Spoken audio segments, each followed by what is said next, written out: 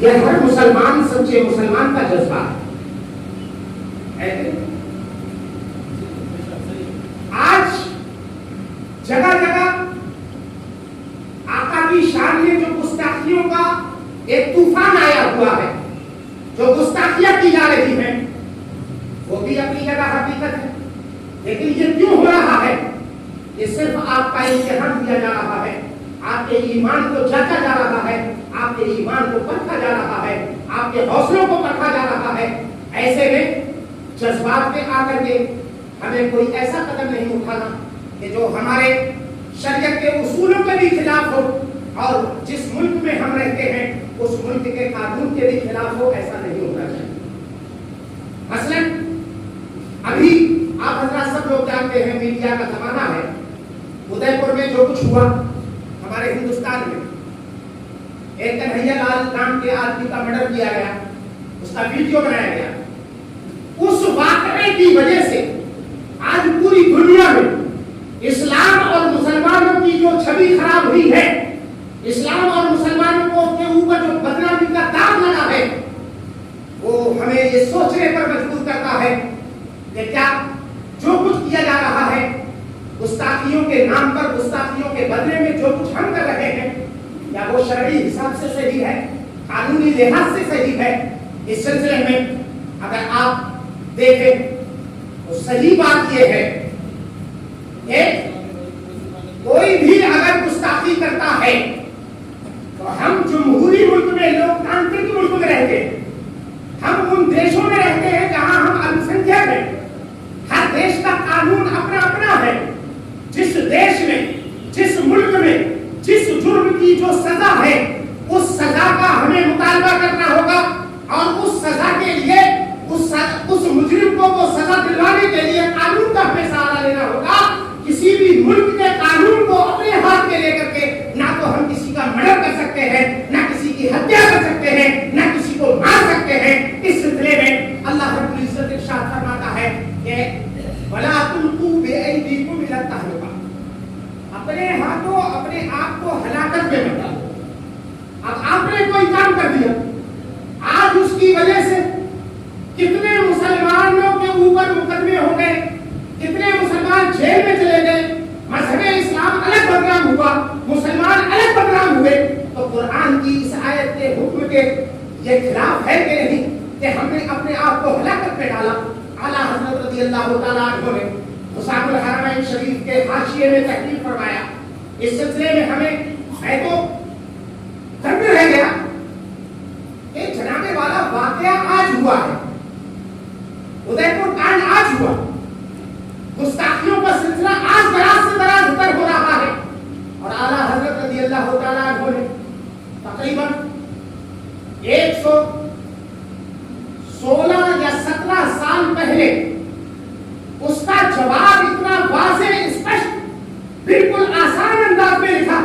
اعلیٰ حضرت فرماتے ہیں کہ اگر کوئی گستاخ ہے، اگر کوئی مرتد ہے، کوئی ارتداد کا شکار ہو گیا، کسی نے نبی کی شان پہ گستاخی کر دی، بلا شبہ اسلام نے اس کی سزا موت رکھی ہے. لیکن موت کی یہ سزا کوئی عام مسلمان نہیں دے گا، بلکہ جہاں اسلامی ملک ہے، جو اسلامی ملک ہے، ان اسلامی ملکوں میں وہاں کی حکومت کو سزا دے گی. اور جہاں پر اسلامی ملک نہیں ہے، جو اسلامی حکومت نہیں ہے، جو اسلامی ملک نہیں ہے، وہاں پر ہمارا کام یہ ہے کہ ہم اس گستاخی کی پرتسنا کریں، اس گستاخی کا وروਧ کریں، قانون کے دائرے میں رہ کر کے ملکی قوانین کا لحاظ کرتے ہوئے ہم قانونی طور پر اس کا وروਧ درج کرائیں، ساتھ ہی ساتھ مقدمہ درج کرائیں، FIR کرائیں. اور اس کے علاوہ ہمارے اوپر کوئی چیز شریعت نے واجب نہیں کی ہے. ہمارا یہ کام نہیں ہے کہ کسی کو پکڑ کر کے کوئی عام آدمی کسی کو پکڑ کر کے مارے. یہ شریعت نے کسی کے اوپر واجب نہیں کیا ہے، کسی کے اوپر لازم نہیں کیا ہے.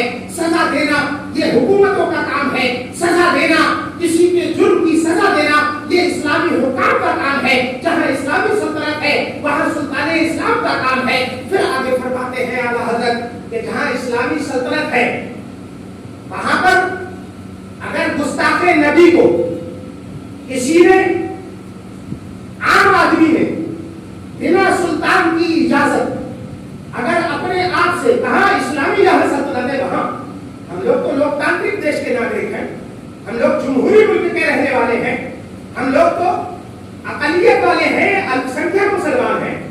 आला हजरत उनके बारे में फरमाते हैं कि जहां पर इस्लामी सल्तनत है, सुल्तान इस्लाम है, इस्लामी हुकूमत है, वहां भी अगर किसी ने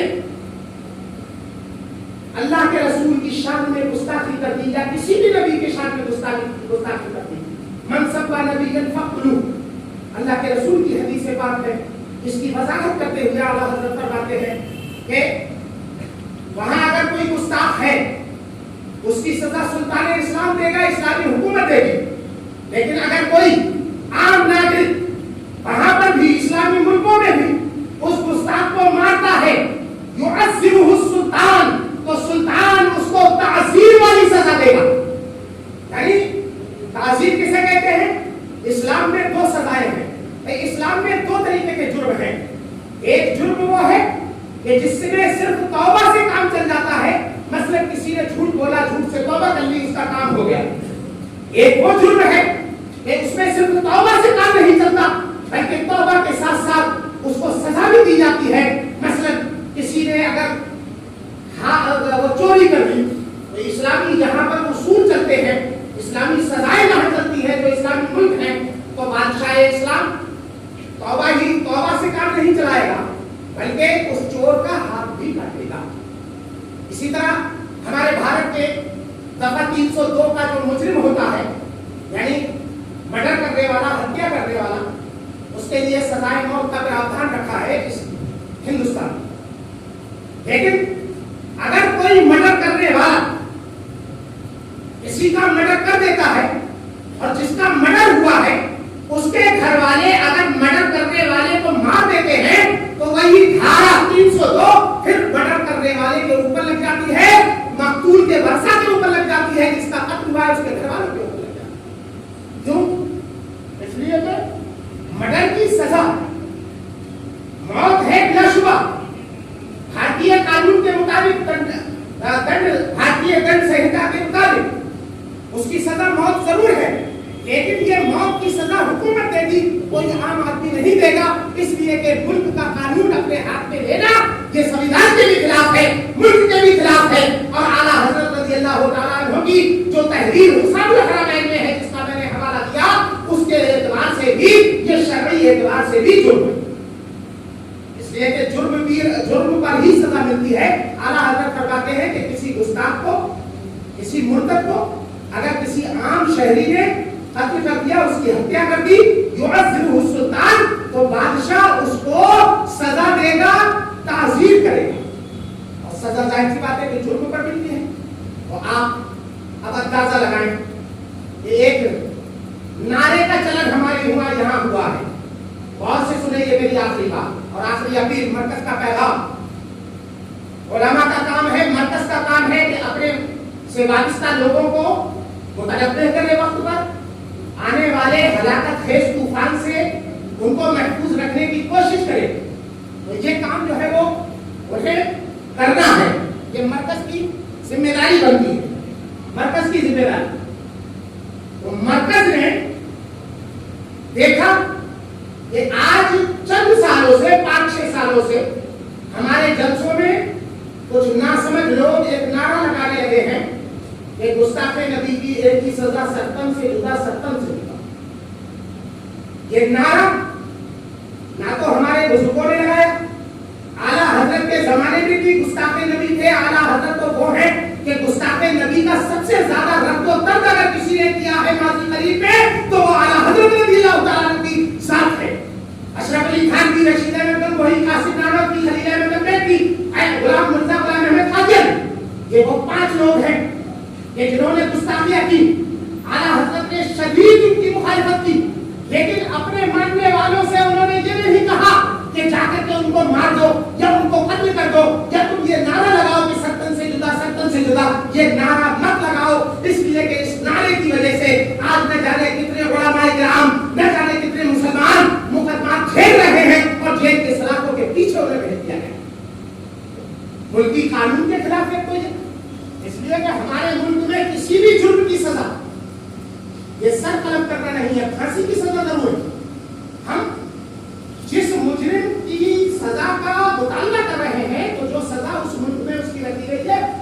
مطالبہ کرنا ہے.